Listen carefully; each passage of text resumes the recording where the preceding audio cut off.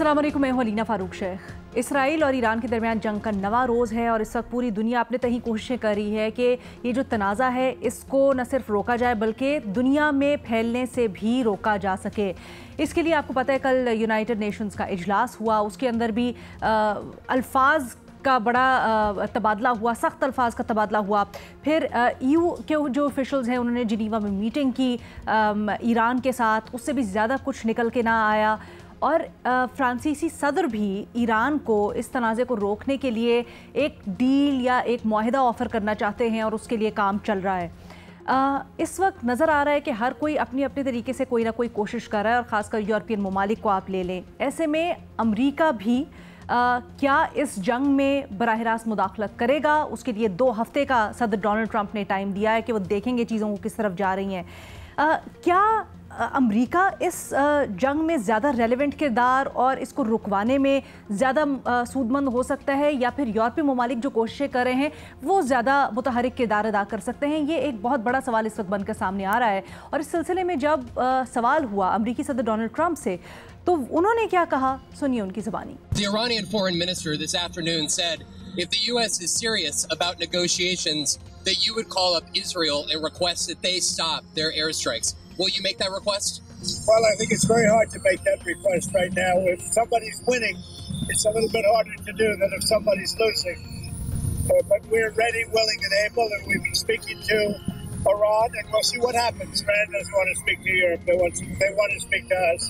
Europe is not going to be able to help in this. अमरीकी सदर कहते हैं और समझते हैं कि यूरोप बात नहीं करना चाहता, ईरान यूरोप से बात नहीं करना चाहता, अमरीका से बात करना चाहता है और यूरोप इस मामले में मदद नहीं कर सकता।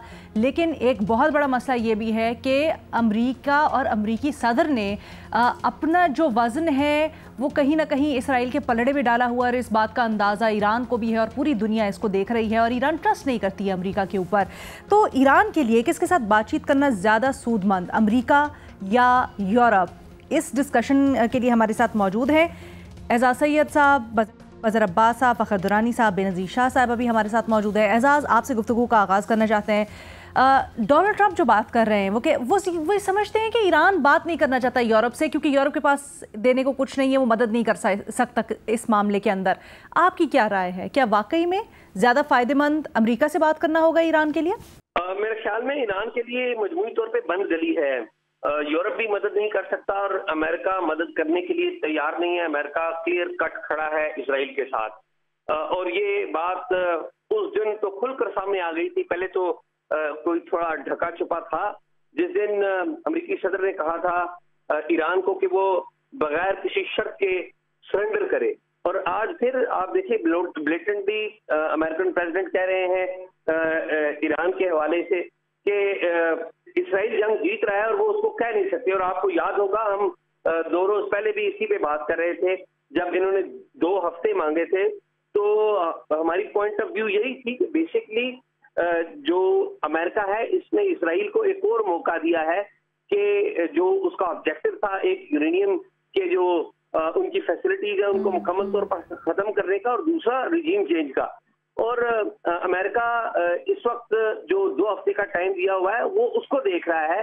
वो बिल्कुल भी जिसे कहते हैं ना कि एक इज्जतदाराना या बाइज्जत नेगोशिएशंस जो दोनों फ्रीकैन की इज्जत का ख्याल रखे, वो अमेरिका वो रोल अदा करने के लिए तैयार ही नहीं है, ना वो कभी करेगा।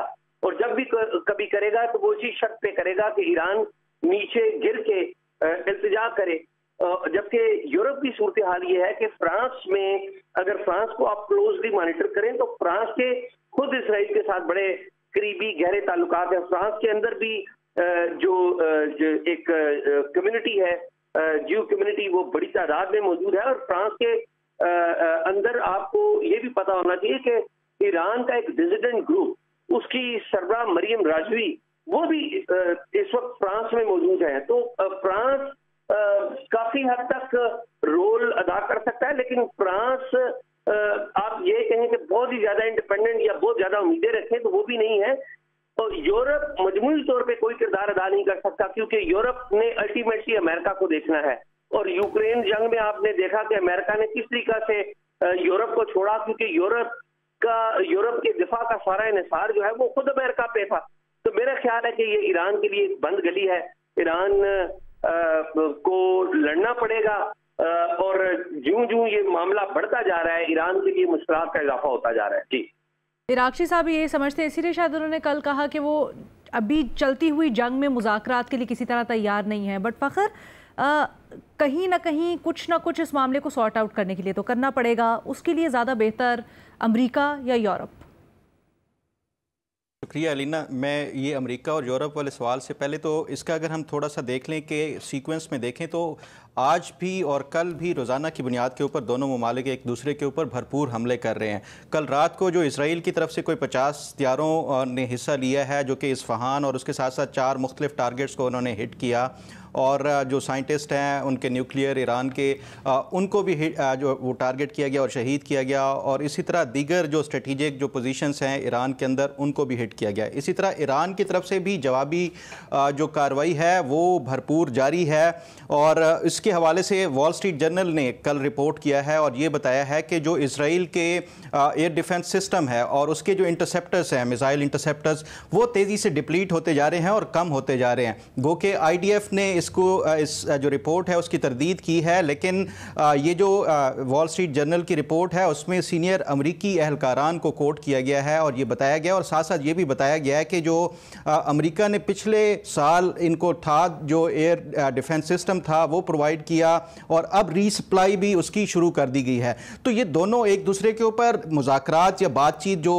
एक प्रोसेस चल रहा है यूरोप में हो या दीगर किसी हवाले से वो चल रहा है, लेकिन उसके साथ साथ जो कार्रवाइयाँ हैं दोनों ममालिक अपनी अपनी इस्तिताअत के मुताबिक कर रहे हैं। और आज की जो रिपोर्ट है जो इजरायली मीडिया रिपोर्ट कर रहा है और उसके साथ साथ न्यूयॉर्क टाइम्स भी रिपोर्ट कर रहा है कि जो रहबर जो इनके ईरान के रहबर हैं आयतुल्लाह अली अल खामेनाई, उनकी तरफ से 3 नाम अपने जो सक्सेसर के तौर के ऊपर वो भी इनकी जो सुप्रीम एक काउंसिल है उसको दे दिए गए हैं कि अगर उनको शहीद कर दिया गया तो फिर ये इन 3 नामों में से कोई एक जो है वो मुंतखब किया जा सकता है, और उसके साथ साथ जो इनकी पासदारान इनकलाब है उसकी भी लीडरशिप के हवाले से पॉसिबल ये कर दिया गया।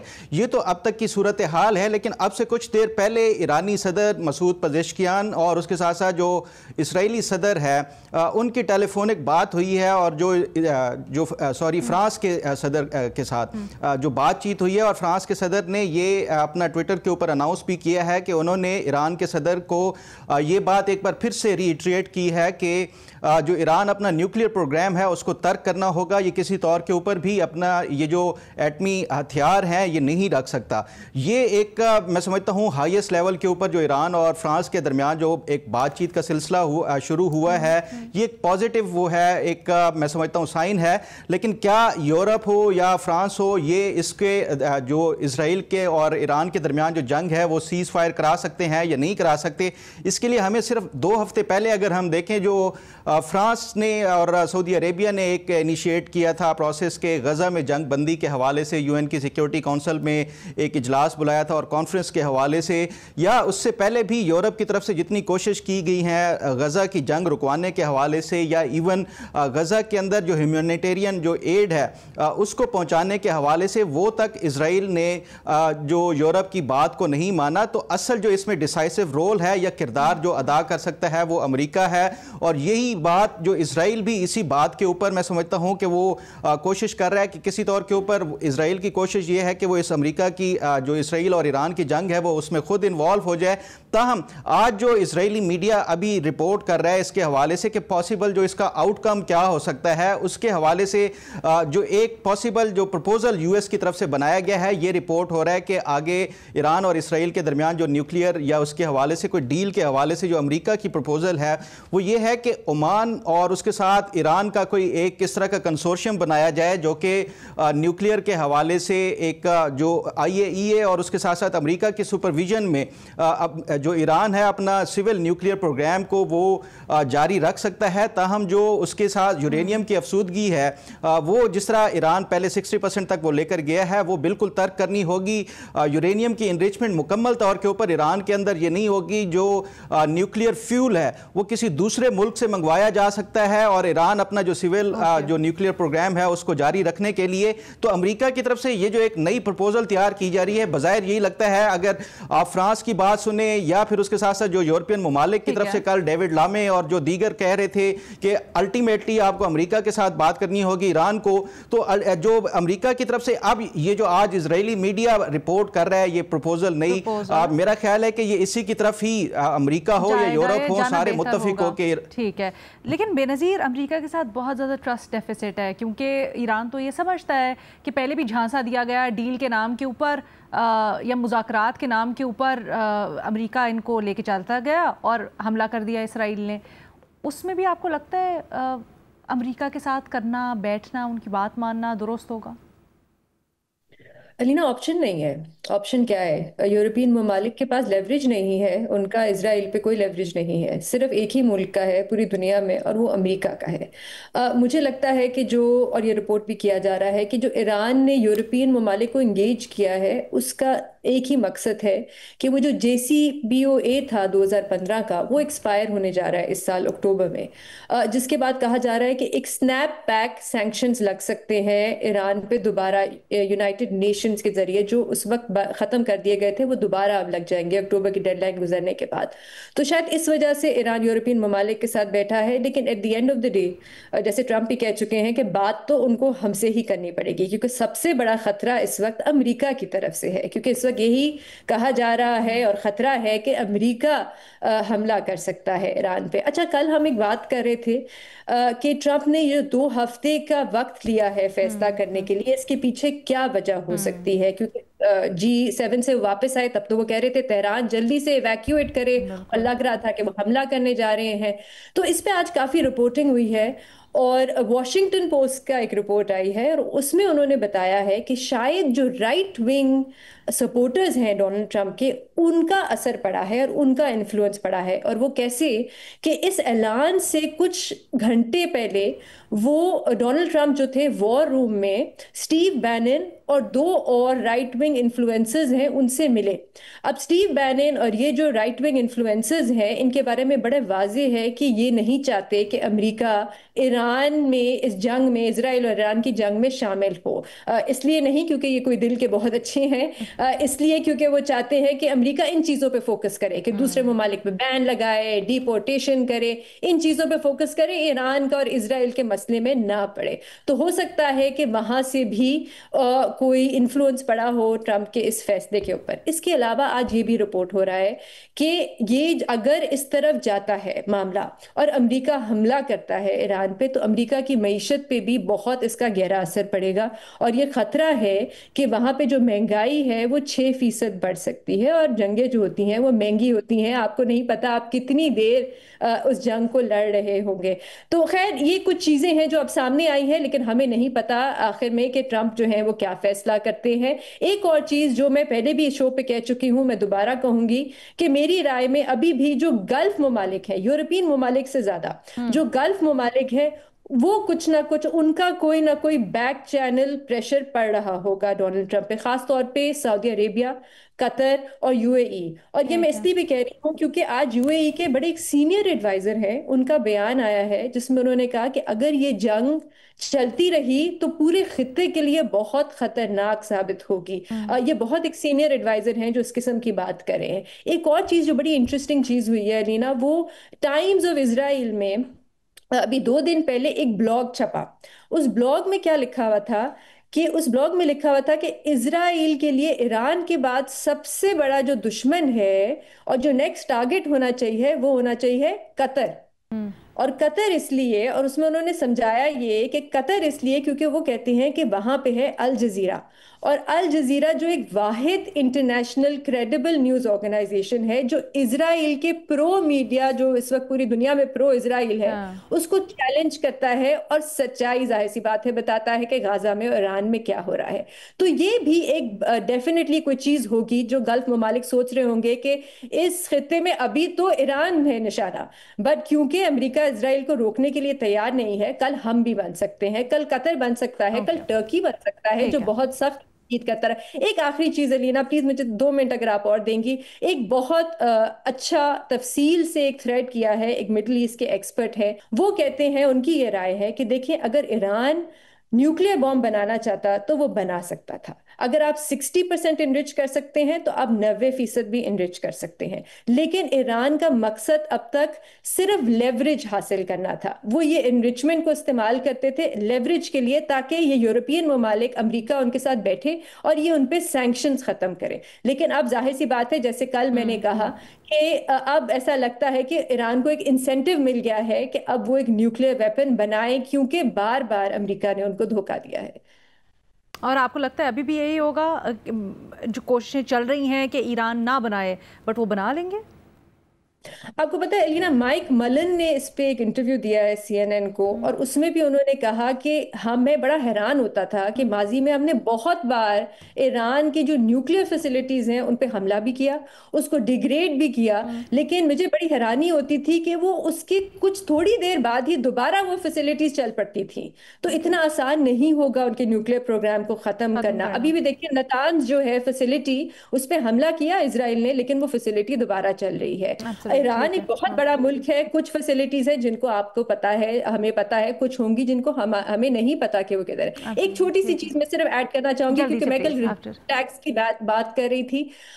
उस पे आज जेरूसलम पोस्ट में, जो एक इजरायली मीडिया है, उसमें उन्होंने एक आर्टिकल छापा है जिसमें उन्होंने कहा है कि इजराइल को और अमेरिका को क्या करना चाहिए, ईरान को तकसीम कर देना चाहिए एथनिक लाइंस पे। बलोच जो है उनको अलग कर देकर, जो है उनको अलग मुल्क दे दे, ताकि ये आपस में लड़ते रहें और एक केओस रहे और कभी मामला। चलिए, तो आगे वाली चीजें आगे जाकर हम इसको किसी दिन उठाएंगे भी, और इसमें रहने में एब्सोल्युटली। एक छोटी सी ब्रेक लेनी है जी हमने, ब्रेक के बाद वापस आते हैं, मजहर अब्बास साहब का तज्जिया शामिल करेंगे।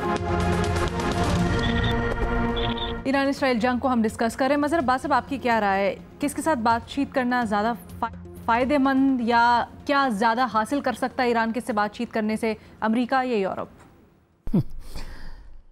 देखिए, एग्रेसर कौन है इस पूरी लड़ाई में? सारा प्रेशर उस पर डाला जा रहा है जिस पर हमला हुआ है, उसको नहीं रोका जा रहा जो हमला कर रहा है। तो ईरान बात करे तो किससे बात करे? ईरान तो एक सिंपल सी चीज़ कह रहा है कि पहले आप हमला तो रोकें। बातचीत तो हमला रोकने के बाद शुरू की जाती है। फ्रांस ले लें आप, यूरोप ले लें आप, अमेरिका ले लें, वन साइडेड मैच चल रहा है, और ये सारे ममालिक जो है ये इजराइल के साथ खड़े हैं। किसने इजराइली वज़ीर आज़म से ये बात की कि आप रोकें हमले, हम अभी मुज़ाकरात को टाइम दें? ये जो 2 हफ्ते का ड्रामा है, ये 2 हफ्ते का ड्रामा नहीं है, ये इससे बहुत पहले, इससे पहले बहुत पहले चीज़ हो जाएगी।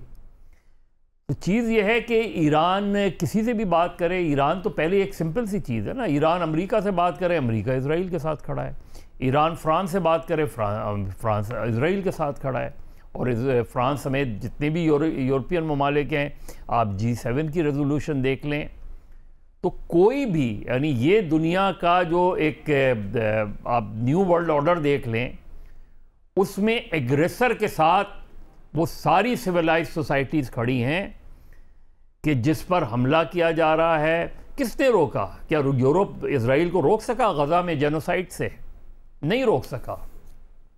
तो मुझे तो नहीं लगता कि ईरान एक लड़ाई लड़ रहा है क्योंकि उस पर हमला हुआ है, उसके पास चॉइस ही नहीं है। और दुनिया वो लड़ाई नहीं रोकना चाह रही। दुनिया चाह रही है कि ईरान तबाह हो जाए, चाहे वो अमेरिका हो चाहे यूरोप हो, क्योंकि वो ये समझते हैं कि इजराइल की बका के लिए ईरान का तबाह होना ज़रूरी है। ये बॉटम लाइन है।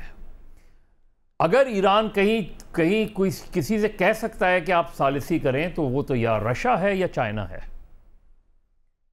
और रशिया और चाइना अगर अपना रोल प्ले करते हैं तब कोई चीज़ें हो सकती हैं, वरना ईरान का किसी से भी बात करने का कोई इसलिए फ़ायदा नहीं कि they are clearly siding with Israel. वो तो आपसे ये कह रहे हैं ना कि आप अपना न्यूक्लियर, वो उनके क्या हैं, आप अपना न्यूक्लियर प्रोग्राम ख़त्म कर दें। वो ये नहीं कह रहे, वो ये एश्योरेंस नहीं दे रहे कि Israel will not attack Iran again. Israel ने क्या यूएन की बात सुनी? क्या जो फ़लस्तीन में जो कुछ हुआ उस पर क्या यूएन की कितनी करारदादें हैं? कोई एक बता दें कि इजराइल ने उस पर अमल किया हो? तो एक मुल्क है जो हमले किए जा रहा है, और पूरा यूरोप प्रेशर किस पे डाल रहा है, पूरा अमेरिका प्रेशर किस पे डाल रहा है? ईरान के ऊपर। तो मुझे तो नहीं लगता कि ईरान इस वक्त एक नो विन सिचुएशन में, ईरान के पास चॉइस कोई नहीं है। माँ सिवाय कि वो लड़ते रहें, और जो उनकी तारीख़ है वो ये कि वो सरेंडर नहीं करेंगे। वो लड़ते लड़ते मर जाएंगे लेकिन सरेंडर नहीं करेंगे। तो वो जिस हद तक लड़ सकते हैं उस हद तक लड़ेंगे। आखिर 8वां दिन है आज। उसमें इम्पॉर्टेंट ये है कि पाकिस्तान क्या रोल प्ले कर सकता है इसमें। जाहिर है पाकिस्तान को पाकिस्तान इसराइल से तो नहीं कह सकता कि इसराइल अब मुझे नहीं पता कि जो डोनाल्ड ट्रंप और फील्ड मार्शल आसिम मुनीर की गुफ्तगू हुई है उसमें किस हद तक पाकिस्तान ने क्या चीज़ ऑफ़र की है। कल मार्को रूबियो और वज़ीर आज़म के यहाँ पाकिस्तान की भी बात हुई है। हाँ, तो असल चीज़ यही है। असल चीज़ इम्पॉर्टेंट बात यह है कि दुनिया को, और जिस तरह रशिया भी कह रहा है, कि इसराइल को रोका जाए। बट सर, आपने चीन और रशिया की बात की, वो किरदार अदा कर सकते हैं और उनकी ईरान को उनके साथ बात भी करनी चाहिए, बट वो उस तरह के पावर एंजॉय करते हैं इसराइल के साथ, या इसराइल उनकी बात मानेगा? नहीं, तो वो अमेरिका और देखिए ना, चीज़ ये है कि अमेरिका और यूरोप बज़ाहिर तो मैं वैसी वर्ड यूज़ कर रहा हूँ, they are clearly siding with Israel. एक तो ये होता है ना कि आप इसमें तो कोई मीडिएटर नज़र ही नहीं आ रहा। इसमें जो लोग इजराइल को सपोर्ट कर रहे हैं वो पहले इजराइल को रोकें। डोनाल्ड ट्रंप पहले इजराइल से कहें कि आप इस वक्त हमले ना करें। सर, वो तो कह रहे हैं ना कि इसराइल को सीज फायर करने का नहीं कह सकते क्योंकि वो इस वक्त जीत रहे हैं। नहीं, वो ये समझ रहे हैं ना, जब भी क्यों फिर ईरान पे प्रेशर डाला जा रहा है अगर इजराइल जीत रहा है। इजराइल नहीं जीत रहा इसलिए ईरान पर प्रेशर डाला जा रहा है। अगर इजराइल जीत रहा होता तो प्रेशर क्यों डालते, वो जंग क्यों रोकवाते? तो वो ईरान के लिए लड़ते रहना ज्यादा फायदेमंद है। ईरान के पास चॉइस नहीं है कोई।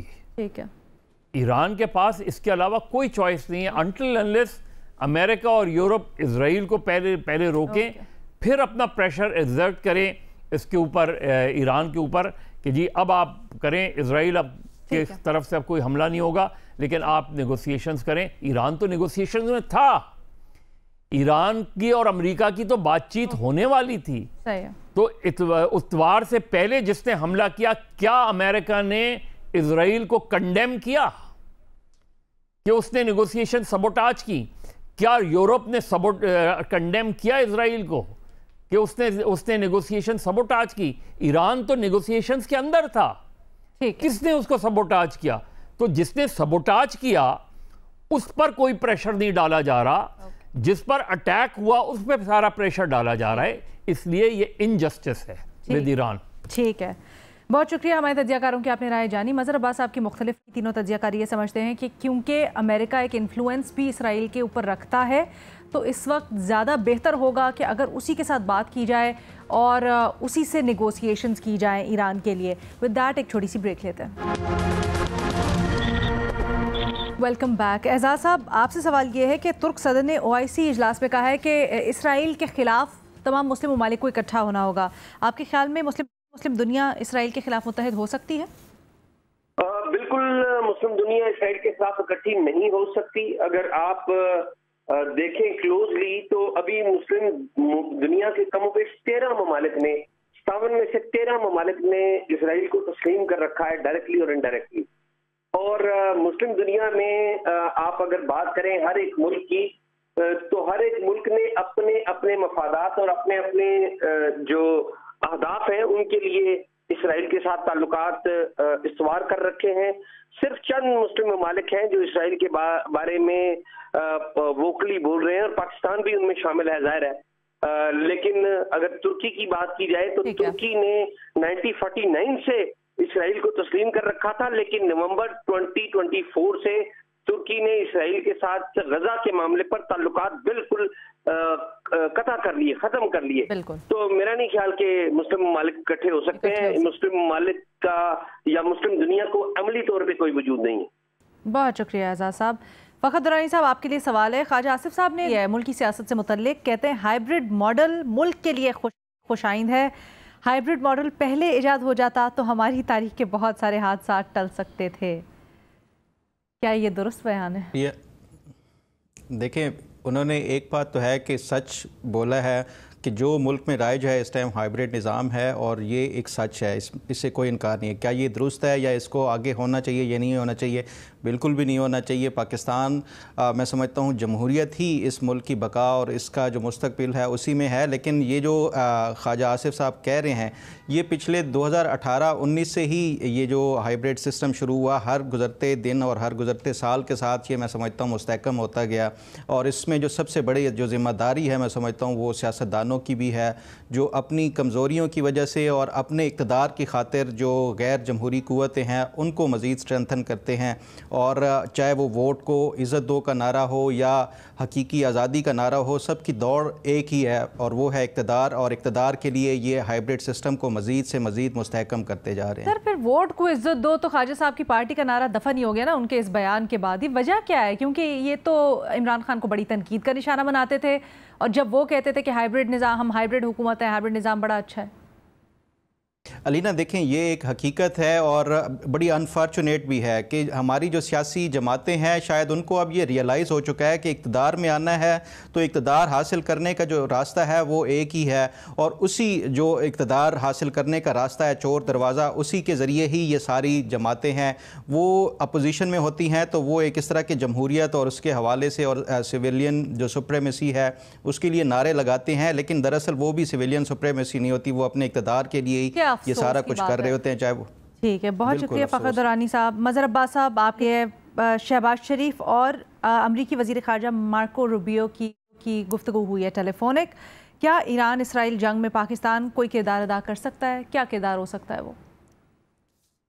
देखिए, पाकिस्तान क्या किरदार अदा कर सकता है? वैसे ये भी बड़ी दिलचस्प सूरत हाल है कि फील्ड मार्शल आसिम मुनीर की अमरीकी सदर डोनाल्ड ट्रंप से बात हुई और वन ऑन वन हुई और डिनर हुई और लंच हुआ और उसमें ज़ाहिर है बहुत सी चीज़ें यकीनन वर्कआउट हुई उसमें।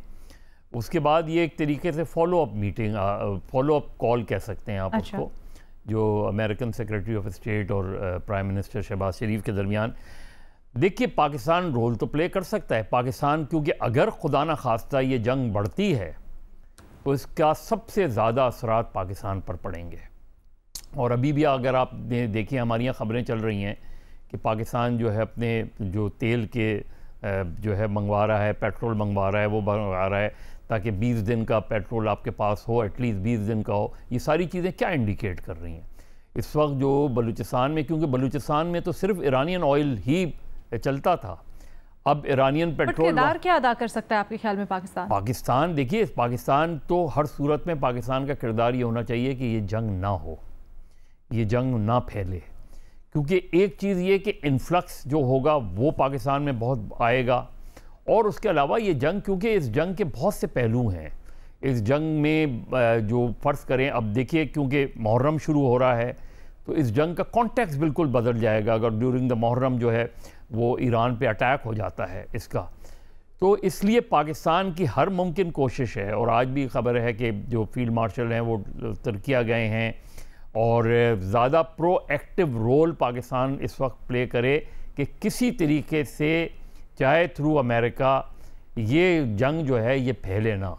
ये जंग जितनी जल्दी रुकेगी उसका सबसे ज़्यादा जो फ़ायदा होगा वो पाकिस्तान को होगा। ये जंग जितनी फैलेगी उसका सबसे ज़्यादा नुकसान पाकिस्तान को होगा, क्योंकि ईरान पर अगर अमेरिका अटैक कर देता है बहुत ज़्यादा, क्योंकि हमें नहीं पता अटैक की नौयत क्या होगी, ईरान के अंदर कोई तब्दीली लाने के लिए चीज़ें हो जाती हैं तो पाकिस्तान अपने आप को, पाकिस्तान क्योंकि ऑलरेडी 2 अफगान जंगों से निकल चुका, उसमें इन्वॉल्व होकर देख चुके हैं हम।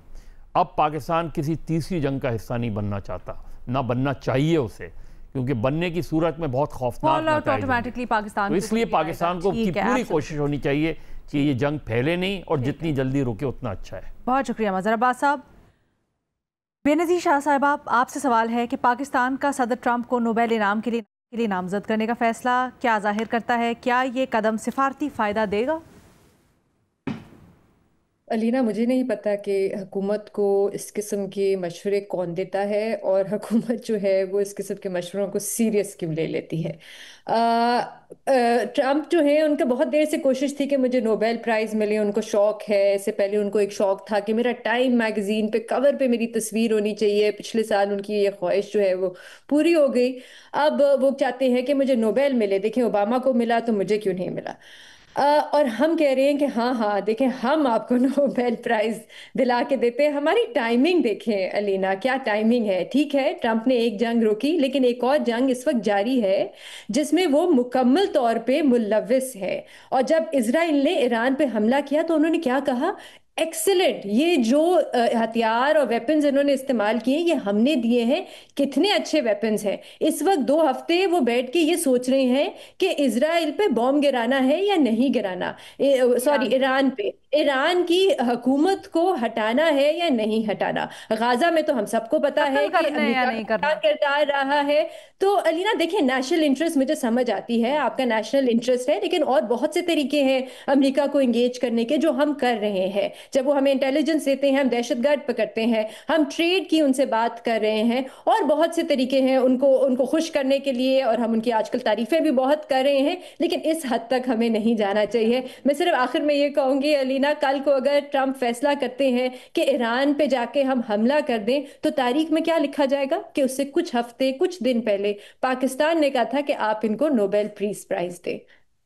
बैड ऑप्टिक्स सब अगर छोड़ भी दें एक साइड पे, बैड ऑप्टिक्स, एक चीज़ मुझे बता दीजिएगा बेनज़ीर, क्या इस तरह से नामजद कर भी सकता है एक मुल्क दूसरे मुल्क के सदर को? अच्छा, इसमें मैं पढ़ रही थी, रूल्स इंडिविजुअल्स कर सकते हैं, लेकिन इंडिविजुअल्स हेड ऑफ स्टेट भी हो सकता है, individual member of the parliament भी हो सकता है, वो कोई भी हो सकता है। लेकिन जो नॉमिनेशन है ऑफिशियल, वो इंडिविजुअल्स की तरफ से आती है, एक मुल्क की तरफ से नहीं आ सकती। ठीक है, thank you so much Benazir Shah साहिबा। आज के प्रोग्राम से इतना ही, इजाज़त दें, अल्लाह हाफिज़।